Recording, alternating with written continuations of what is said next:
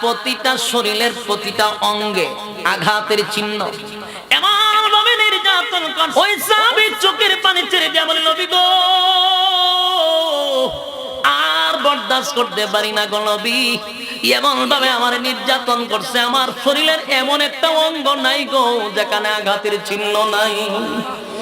আপনি আমারে বাঁচান, এই জালেমদের কাছ থেকে আমারে উদ্ধার করেন, আমারে নিয়ে যান মদিনায়, আমি আর পারি না। আল্লাহর পয়গম্বর সহ সমস্ত সাহাবায়ে কেরামদের চোখ দিয়ে পানি গড়গড়ায় পড়তেছে।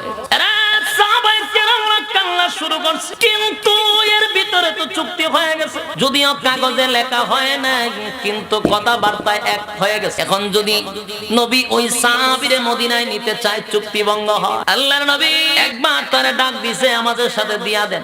ওই বেঈমানটা কয়, মুহাম্মদ চুক্তির মধ্যে কিন্তু কথা আছে, মক্কা থেকে মদিনায় কোনো লোক আপনাকে দেওয়া যাবে না, ফিরাইয়া দিতে আপনি বাধ্য। আসলে এই কথা শোনার পরে তারে ফিরাইয়া দিল।